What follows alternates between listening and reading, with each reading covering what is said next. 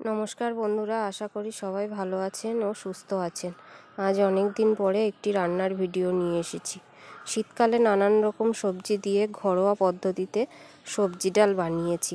আশা করি সবার ভালো লাগবে। তার জন্য প্রথমে আমি ফুলকপি, বিনস ও গাজর ছোট ছোট করে কেটে নিয়েছি। আর নিয়েছি একটি টমেটো আর গোটা জিরে, শুকনো লঙ্কা ও তেজপাতা। প্রথমে মুগ ডালটিকে আমি শুকনো খোলায় ভালোভাবে ভেজে নিয়েছি, যতক্ষণ না ডাল থেকে একটা সুন্দর ভাজা গন্ধ বেরোয়। ভালোভাবে ডালটি ভাজা হয়ে গেলে তারপর আমি ডালটিকে দিয়েছি প্রেসার কুকারে। একটি সিটি মেরে নিয়েছি যাতে ডালটা ভালোভাবে সিদ্ধ হয়ে যায়। তারপর কড়াইতে আমি সর্ষের তেল দিয়েছি। সর্ষের তেল গরম করে প্রথমে গাজর, তারপর বিনস, তারপর ফুলকপি একে একে সমস্ত সবজিগুলো ভালো করে ভেজে নিয়েছি, যাতে সবজিগুলো কোনোটা কাঁচা না থেকে যায়। ওই জন্য আমি প্রতিটি সবজি আলাদা আলাদাভাবে ভেজে নিয়েছি। আপনারা চাইলে একসঙ্গেও ভাজতে পারেন, কিন্তু আমি আলাদাভাবে ভেজে নিয়েছি যাতে ভালোভাবে ভাজাগুলো হয়। গাজরটা ভাজা হয়ে গেছে, সুন্দর ভাজা হয়েছে। তারপর দিয়েছি বিনসটাও সুন্দর করে ভেজে নিয়েছি, ভালোভাবে ভেজে নিয়েছি যাতে বিনসের কালারটা নষ্ট না হয়, সেরকমভাবেই আমি ভেজে নিয়েছি। এর থেকে বেশি পরিমাণে ভাজলে বিনসের কালারটা নষ্ট হয়ে যাবে। ওই জন্য আমি এই 2-3 মিনিট মতো ভেজেছি, যাতে বিনসটা সুন্দর ভাজাও হয় ও বিনসের কালারটাও নষ্ট না হয়। তারপর ফুলকপি ভেজে নিয়েছি লাল লাল করে ভালোভাবে।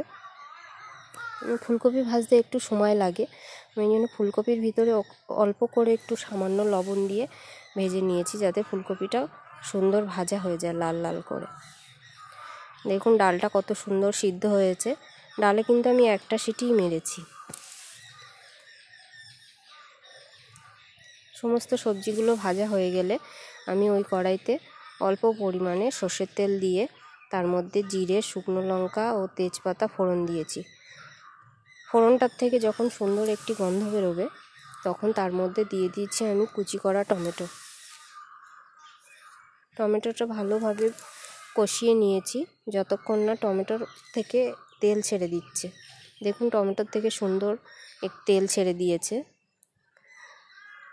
সামান্য একটু লবণ দিয়ে টমেটোটা কষালে টমেটোটা সুন্দর নরম হয়ে যাবে ও ভালোভাবে তেল ছেড়ে দেওয়ার পরে আমি এর মধ্যে সিদ্ধ মুগ ডালটা দিয়ে দিয়েছি। সিদ্ধ মুগ ডালটা দিয়ে আমি এর মধ্যে পরিমাণ মতো জল, লবণ ও হলুদ দিয়ে দিয়েছি। তারপর ডালটা যখন ভালো রকম ফুটে উঠেছে তার মধ্যে আমি দিয়ে দিয়েছি ভাজা সবজিগুলো। আপনারা আপনাদের পছন্দ মতো নানা রকমের সবজি দিতে পারেন। আমার ঘরে এই সবজিগুলোই ছিল, তাই আমি এগুলো দিয়েই বানিয়েছি। এর ভিতরে ক্যাপসিকাম, কড়াইশুঁটি, অনেকে অনেক রকম দেয়, আমি এগুলো দিয়েই বানিয়েছি। দেখুন সবজি ডালটা সুন্দরভাবে ফুটে উঠেছে। এবার এর মধ্যে আমি একটু সামান্য পরিমাণে চিনি দিয়েছি, যাতে সব রকমের সবজি আছে আর নিরামিষ ডাল, ওই জন্য একটু মিষ্টি দিলে ভালো লাগে খেতে। ডালটা হয়ে গেলে তার মধ্যে আমি দিয়ে দিয়েছি 1/2 টেবিল চামচ মতো গরম মশলা গুঁড়ো। দেখুন আমাদের সুন্দর সবজি ডাল রেডি হয়ে গেছে। আশা করি সবার ভালো লাগবে।